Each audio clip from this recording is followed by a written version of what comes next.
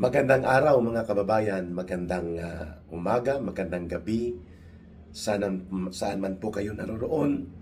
Masakit pa ang lalamunan ni Ka Eric, ano? Kagagaling ko lang po sa kilos protesta ng mamamayan diyan sa may EDSA Junction, ano?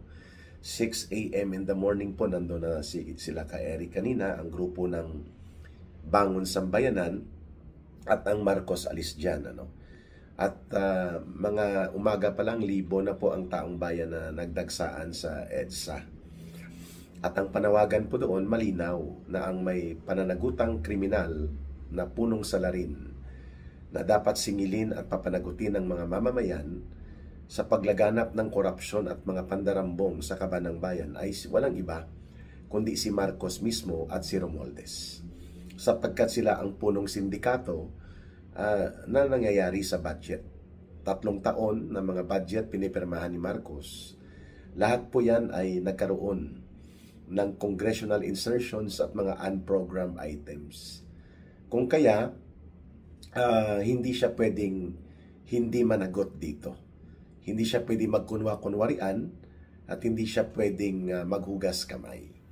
Pero bago po yan, unahin ko muna itong naganap na riot, no? Doon sa area ng Recto, papuntang Ayala Bridge, then also papuntang Mendiola towards the gate of Malacanang, ano? Malayo-layo pa, siguro mga 4 kilometers ito away ang area ng riot na ito, no? Kaya nga ang title natin, mga adik lumusob sa palasyo. Kasi karamihan po ng kabataan doon, mga gang na nirecruit ng CPP, NPA, NDF, no? Sa pamamagitan ng kanilang Youth and Students Bureau, YS Bureau ng Communist Party of the Philippines, at ang front organizations na ginamit ay Kabataan Party tsaka yung Anak Bayan.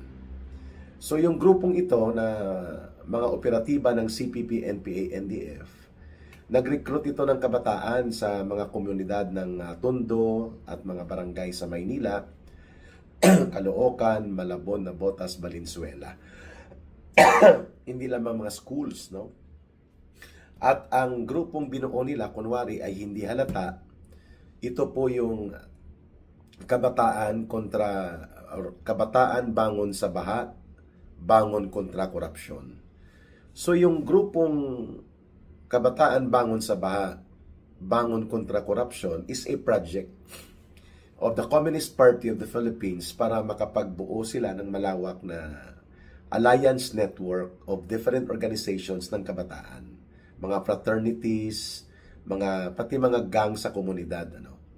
At may isa pang grupo na nanggaling sa rejectionist group, no, na nagre-recruit din, na may component ng armado, itong Armadong Partisanong Lungsod. Breakaway group din ito sa Alex Bungkayaw Brigade na nag-breakaway na sa CPP, NPA, NDF noong 1992. Noong kalagitnaan po ng kasagsagan sa pag-split ng buong organisasyon ng communist movement sa Pilipinas. No, noong 1992 naabutan ko pa yan. So yung ABB or Alex Bungkayaw Brigade na dating unit ng NPA sa Urban Partisan Operations na nag-assassinate ng mga pulis at military at mga politiko at negosyante ay tumiwalag po yan at itiniwalag sa CPP, NPA, NDF noong 1992. Then tumiwalag pa rin yan, may isa pang grupo na binuo na Armadong Partisanong Lungsod, no? Ito sila ay mga maliliit na grupo pero mayroong mga armadong component na nakabase sa urban areas. Hindi pa sila bumibira so far sa mga pulis at sa mga military simula ng binuo ito, at they pretend to be leftist wing ng mga political blocks ng organizations, pero they are more of Trotskyites.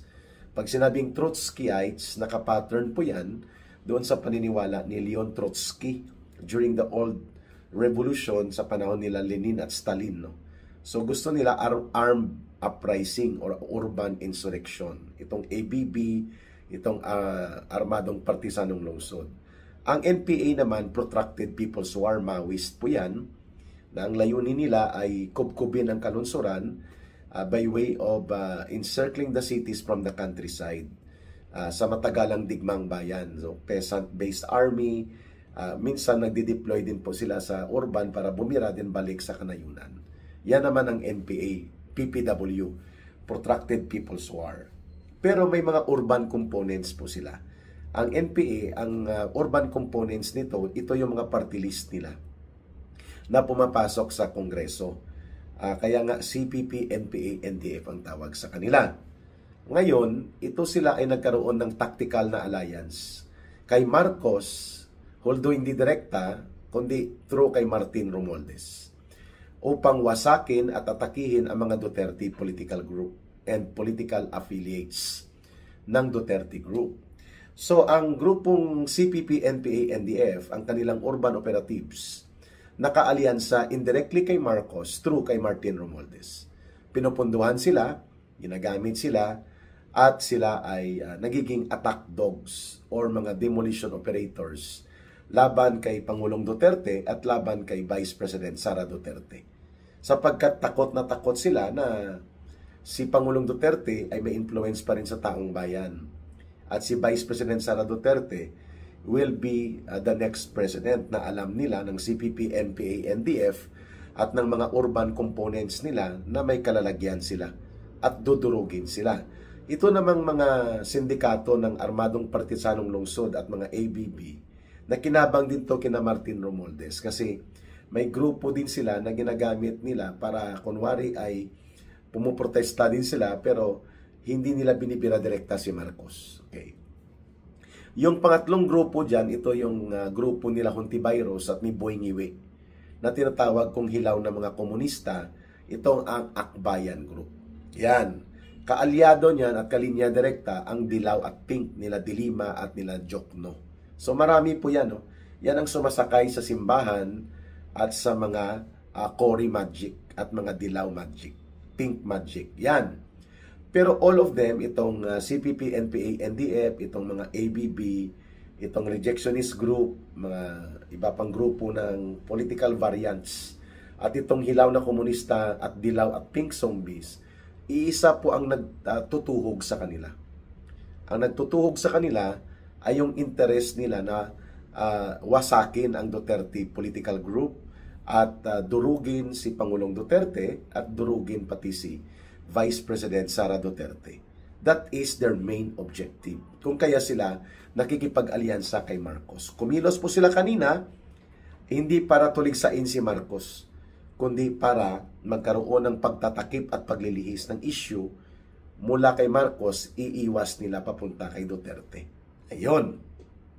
So itong riot na naganap sa may Recto Avenue, no, at itong kiskisan at salpukan sa Ayala Bridge going towards Mindiola Bridge, papuntang Malacanang, malayo-layo pa, mga 3 kilometers ang perimeter or 4 kilometers away from Malacanang yun, ay pasimuno po ito ng CPP, NPA, NDF at ng ilang grupo na konektado sa Armadong Partisanong Lungsod. But it went out of the hand. Kasi nga may mga adik na kabataan na grupo ng mga gang na naka-base sa communities na sumama sa grupong ito. Maaga pa lang po, may mga naka-wear na ng bonnet, may mga nakamaskara na parang nangyari dyan sa Amerika at sa iba pang lugar, no, nakikita natin na may mga kabataan na gangster ang kanilang orientation.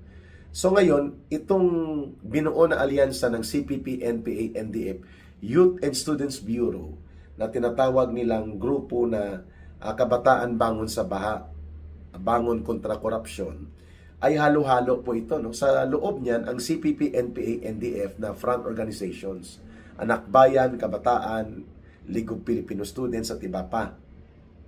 Mga front organizations ng Communist Party na ang layunin nila mag-recruit para sa underground movement. May grupo sila na tinatawag na nakatago dyan, yung Kabataang Makabayan or KM, which is lahat ng ito po ay nasalihan na ni Ka Eric, itong Kabataang Makabayan, Anak Bayan, LFS, CEGP, NUSP, nung kabataan ko pa. Front organizations po yan ng CPP, NPA, NDF sapagkat ang nagpapatakbo at nagkukumpas ng organisasyon na yan, ang leadership niyan, mga Communist Party cadre na kabataan. Kagaya nila Lola Raula Manuel, nila Sara Ilago dati. Yan, mga sila yan.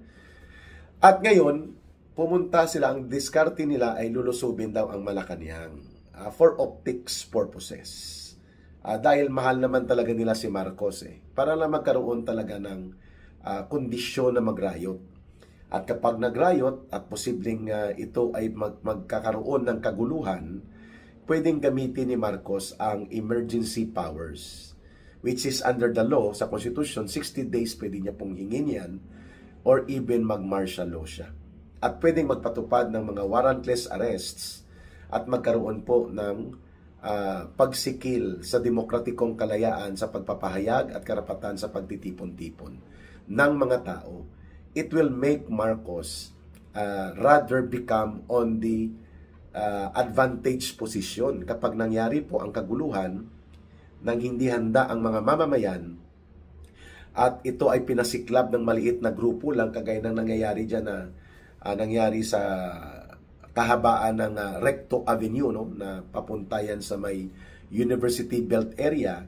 Game plan po yan ng CPP, NPA, NDF na kapag nagkagulo at napuwersa si Marcos na magdeklara ng state of emergency or state of lawless violence to the maximum of martial law, di maraming mga kabataan at mga sektor ang marirecruit nila para mag-alsa, and later on pabagsakin din nila ang gobyerno ni Marcos.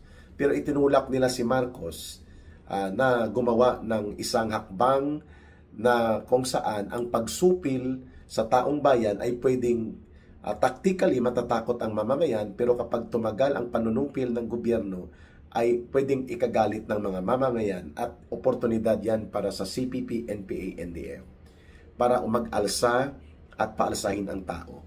So nakikita po ninyo ang pattern. Itong riot dyan sa may Recto, ang narinig natin, may 2 patay, may nagre-report 3. Unconfirmed po yan, ano? Pero at least mayroong naka-confine sa hospital na nasaktan ng mga pulis. 3 yata ang naka-hospital ngayon, confinement, at mahigit 30 pulis ang nasaktan. Itong kulukoy na leader ng bagong alyansang makabayan, na grupo ng CPP, NPA, NDF na nag-organize diyan sa Luneta, itong si Renato Reyes, tinamaan din daw siya ng bato at nagpa-ospital. Pero alam natin na itong lahat po ay kagagawan ng CPP, NPA, NDF na magkaroon ng kaguluhan.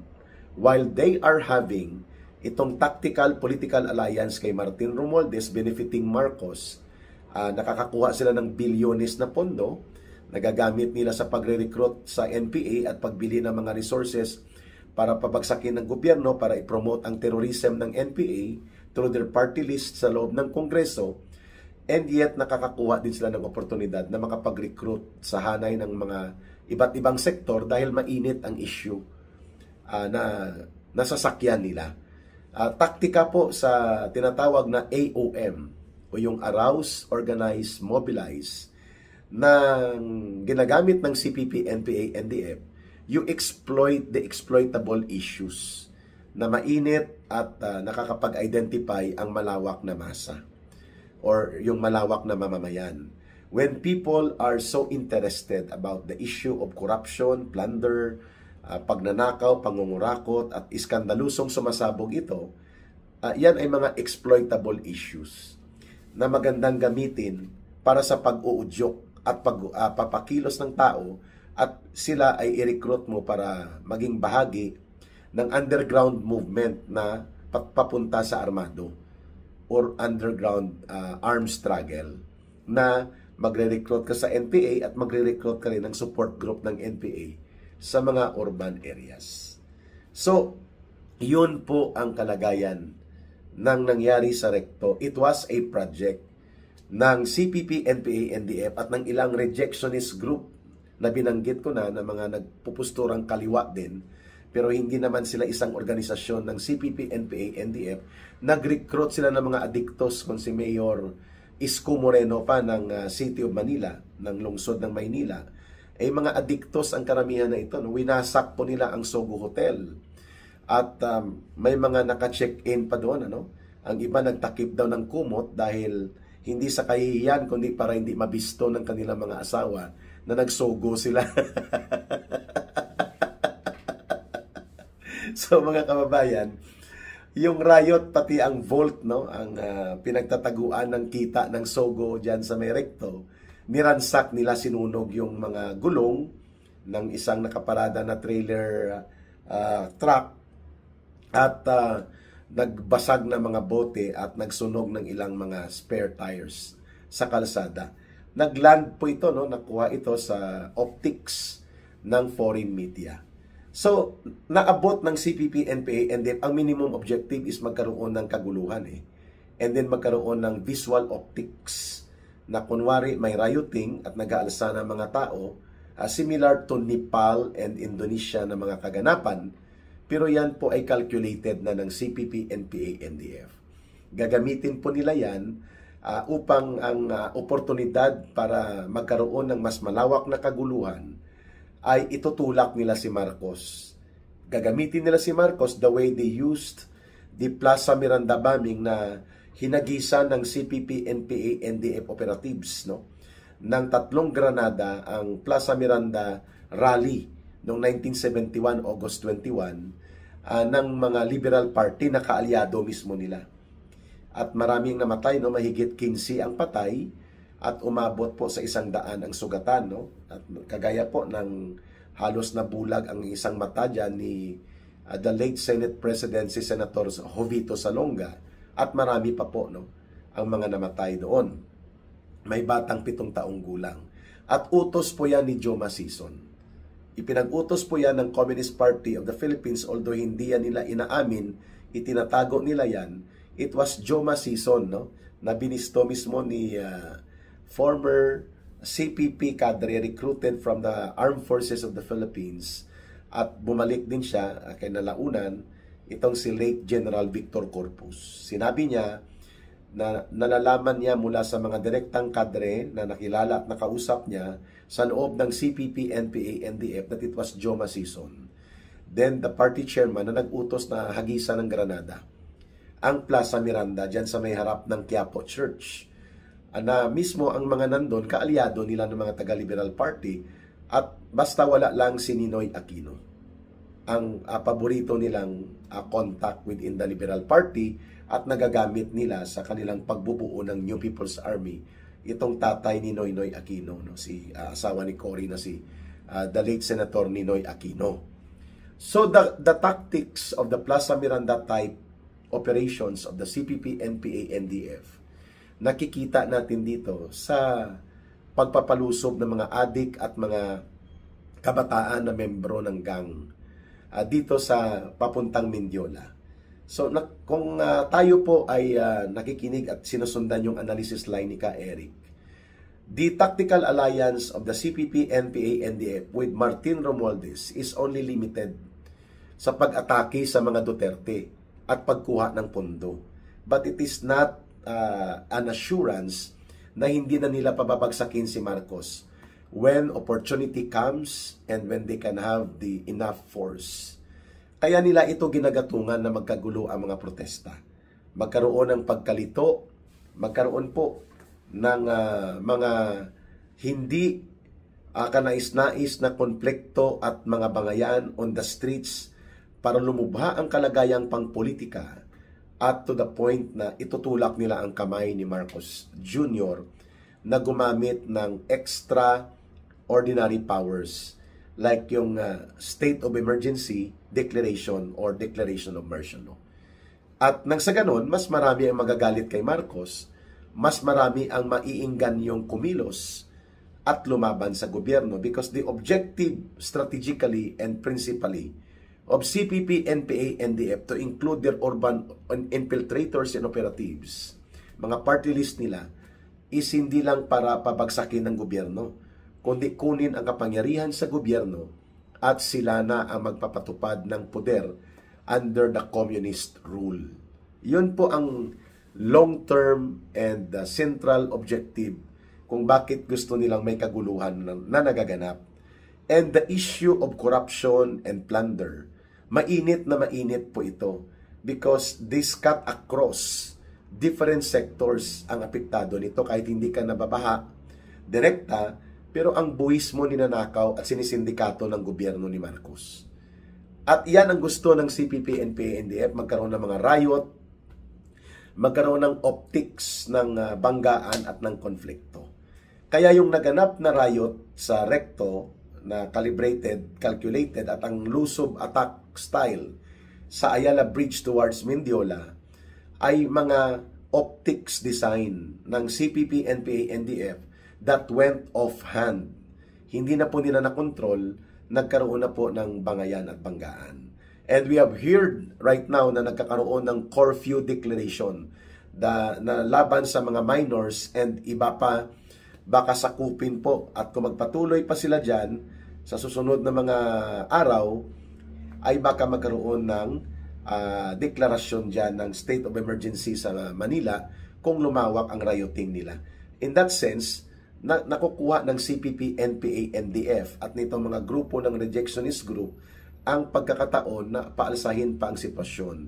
And habang nakikita ng media ito at naibabalita sa international situation, lumalabas na gumugulo at lalong lumulubha ang sitwasyon. At yan din po ay pananagutan ni Marcos. Kasi kinanlong at pinunduhan nila ni Martin Romualdez itong mga ulupong na grupong ito. Kaya, wala siyang ibang sisisihin ito, kundi sarili niya mismo. At siya mismo ang nagpapalubog sa buong bansa. At mamaya, o next kong video, ipapaliwanag ko kung paano na ang EDSA ng mga pagkilos ay hinostage ng mga pink, dilaw at komunistang mga sumbis para ilihis ang atensyon mula kay Marcos at ipaling papunta sa mga Duterte. Pero ngayon, hindi na po ito may tatanggi, nilusob ng mga adik ang Malacanang kung saan nandun ang pinakamalaking adik. Pero abangan natin ito because this situation might get into a condition that will make Marcos gain tactical advantage by using extraordinary powers such as emergency power declaration or the state of martial law or state of lawlessness na magpapabor sa kanya. At gusto rin niya ng CPP, NPA, NDF para mas lalong lumubha ang kalagayang pangpolitika at panglipunan na pwedeng pagmulan muli ng mas malawakang mga pagkilos at mga pagbangon ng tao na binabantayan ng CPP, NPA, NDF para sakmalin nila. Muli, ito po si Ka Eric sa ating maikli, ngunit puno naman po ng talas at direktang punto sa kung ano ba ang nagaganap sa ating bayan. Iba't ibang kulay man po ang kumikilos, iba't ibang political persuasions, hindi po maitatanggi na namumulat at namumuo ang pagtindig at pagtutol ng malawak na hanay ng mamamayang Pilipino. Iba-iba man ang antas ng panawagan, hindi na po mapipigilan. Dumadagundong, dumadaluyong po ang pagbangon sa damdamin ng taong bayan that indeed ang punong salarin na may pananagutan na dapat managot si Marcos at si Romualdez kung bakit nanumbalik ang korupsyon at pandarambong sa buong sistema ng gobyerno. At walang ibang direktang solusyon dyan, kundi palalayasin dapat sa poder si Marcos sa mapayapang pamamaraan at susundan natin ang constitutional line of succession of power para hindi tayo manugmok sa kaguluhan at mas lalo pang lumala ang mga bangayan pang politika sa ating bansa.